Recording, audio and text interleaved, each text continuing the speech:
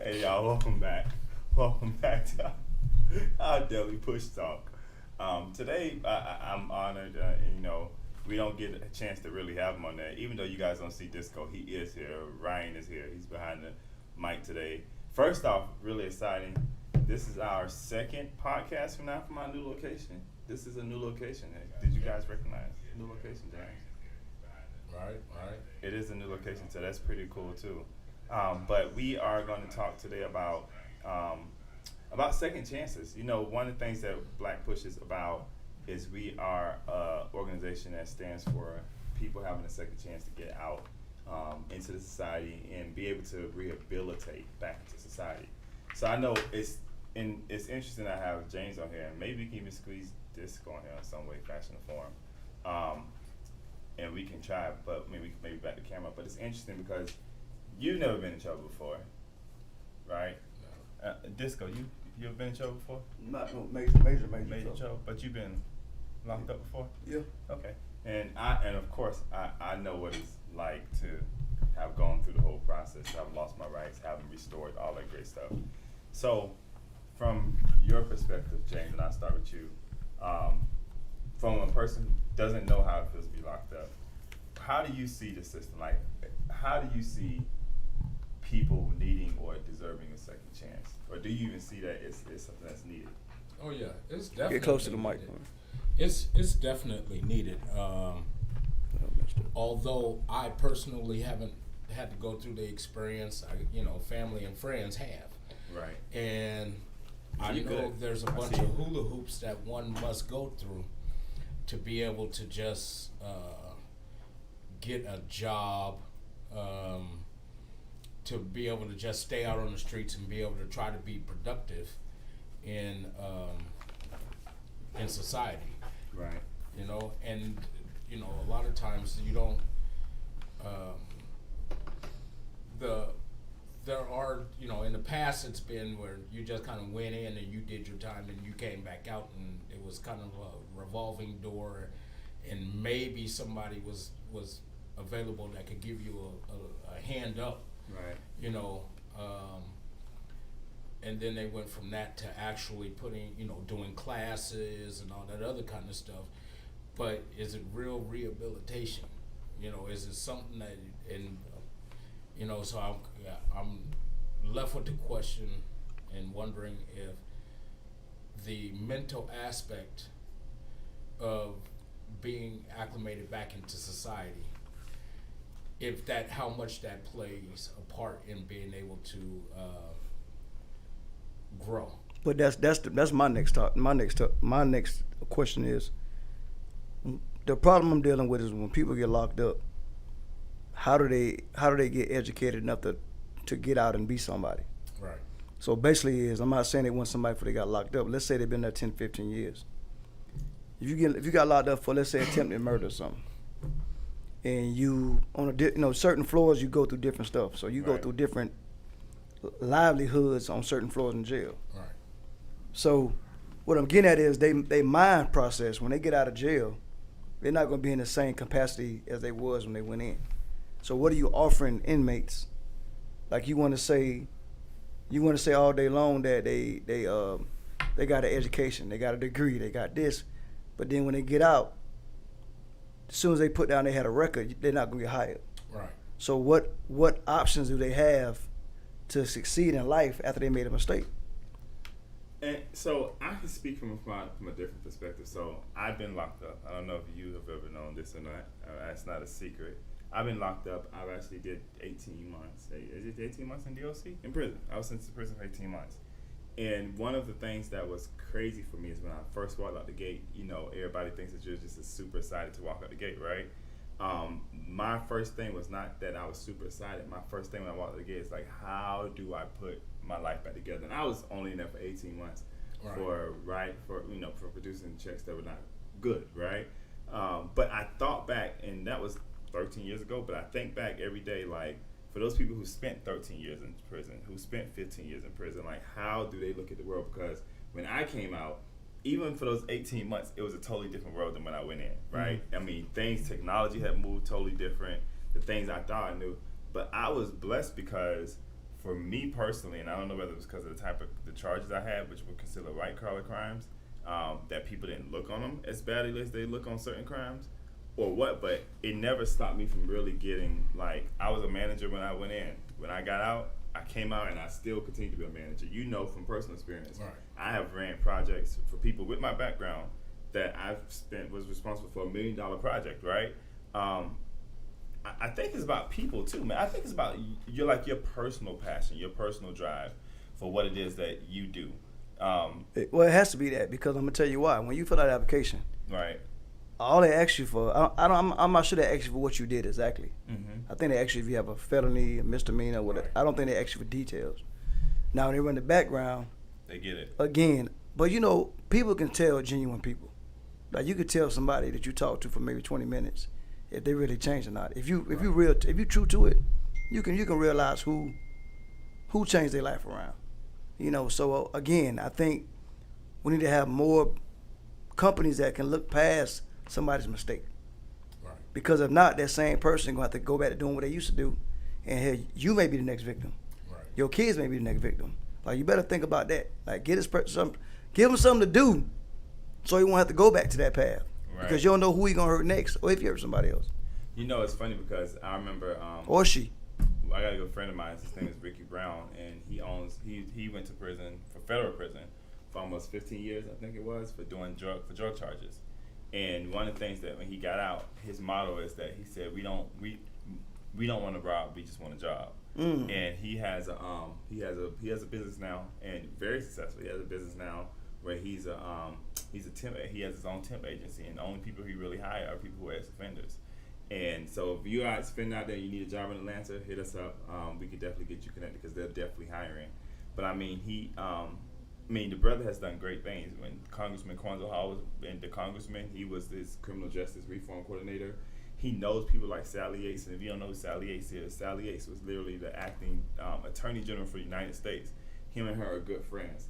So I mean, we know that. So, and even using me as an example, you know that there's rehabilitation after that, right? But my biggest problem was when I was locked up, there was not many programs in the prison I was at to kind of help us, right? What you was learning, like, I worked in the kitchen, so what I learned to do is basically, like, well, not really cook. I don't know what you call that KP. thing, whatever that crap was. KP duty. Yeah, but it was like there was not a whole bunch of GED programs. There was not like vocational training in there. There was not things that actually, and I was at what they call a youthful offender, which means that most of the people who were in there were like between the ages of 18 and 25. These people were probably getting out within 2 or 3 years. So these were people who were getting ready to go back out into society, but they were not preparing us to go back out into society. Luckily enough for me, I got into the faith-based dorm, and from a spiritual standpoint, I knew how to deal with it spiritually, but I didn't know how to deal with because there's a spiritual aspect of it, right? We understand that from Christianity, like, that God can do whatever he wants to do, right? He can rebuild whoever. He can make your name great, even when people don't think your name should be great.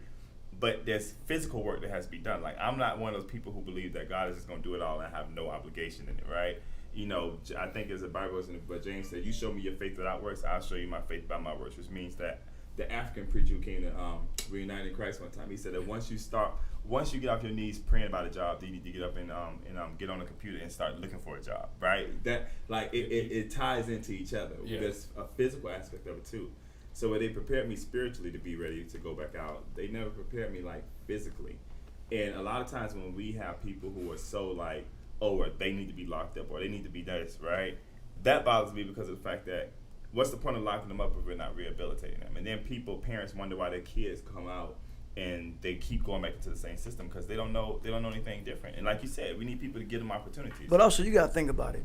Anybody been in prison 5 years, the chances they want to go back is very slim to none. Absolutely. So me personally, I wouldn't mind hiring. That'd be I'm not saying people that has not been in prison want to go, but if somebody gave 5 years or more to prison, I'm 99.9. They not trying to go back. Right. So they might be the hardest workers you're gonna ever find. Yeah.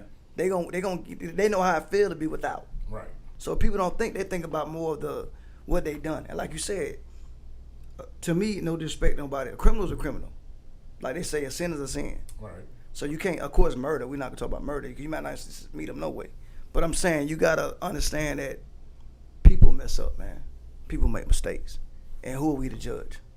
And then on top of that, one of the things I realized a long time ago, like 90% of America needs to be locked up. You know what I'm saying? If you take it based on the concepts of the law, we had a conversation with judges about maybe a month and a half ago, and we're getting ready to have another conversation. But it was talking about even kids. Like, kids don't even understand, like, let's say I have a 15-year-old daughter and she sends a picture to another 15-year-old boy, right? Right. That's considered child pornography. They can literally be charged for that, right? And you think about most of us as kids, most people as kids, they do stupid stuff like that. You know what I'm saying? I mean, they did stupid stuff like, I mean, y'all probably didn't have cell phones back in y'all days to do that. But we started out with the MC Hammer rubber cell phones.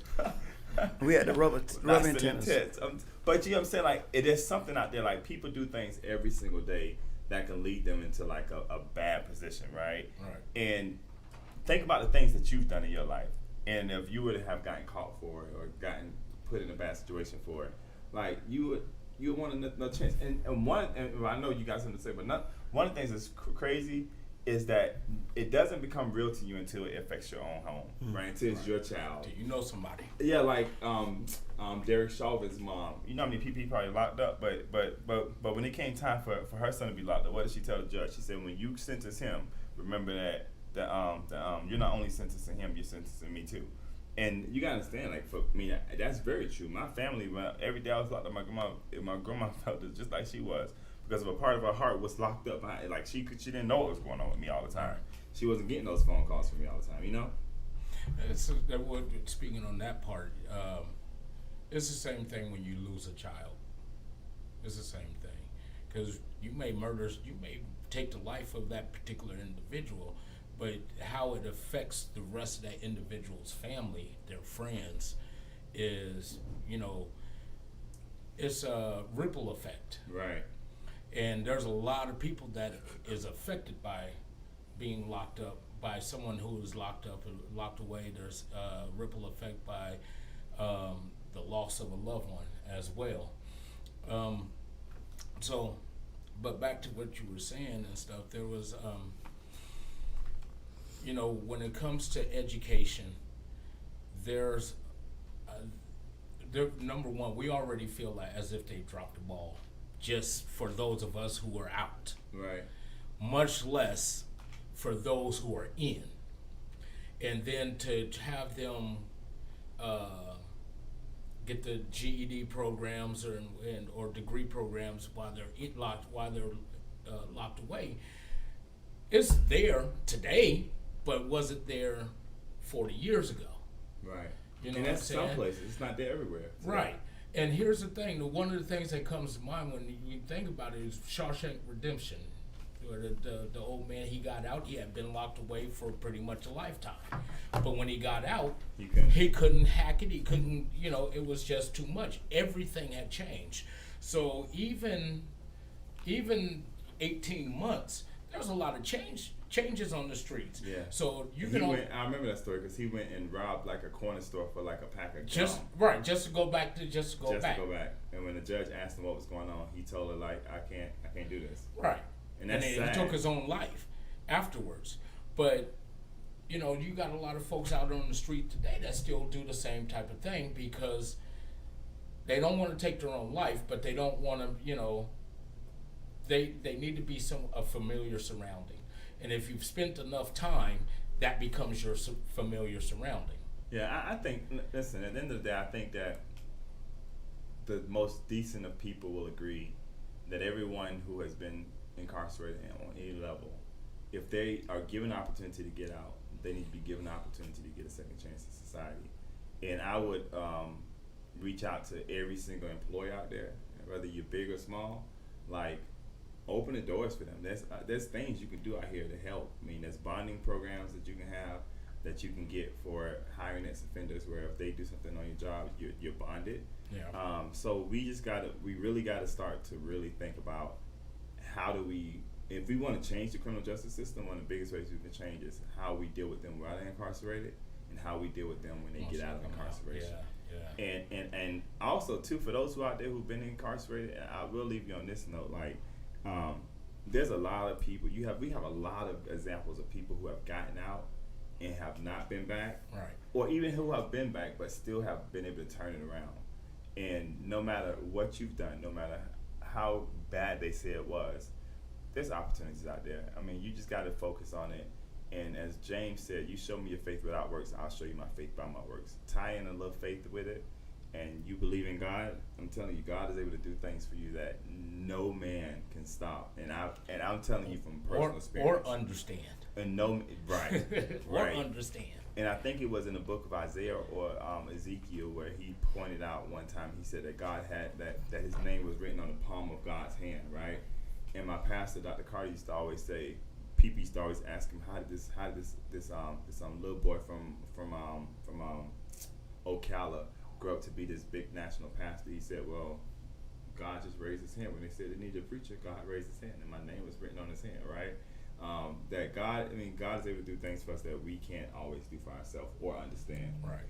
And I'm a personal testimony to that, and we have so many great examples of that out there. So, well, I think we could pick this topic up again tomorrow, because I think that we need to start talking about, for people who are ex-offenders, some of the things that they can do, because there's things that they can do. And heck, when everybody else say no, maybe it's time for you to start your own business, and that may be another discussion. Yeah. Do your own thing. So maybe folks, and if those of you who are watching or listening, go ahead and if you have any questions, send the questions via The chat, they the can send it through Facebook or through the chat, so we can check YouTube. them out and be able to provide some sort of answers. Absolutely. So we look forward to it. We want to thank everybody who tuned in today. We want to thank Ryan. We want to thank James for being a part of this. And awesome.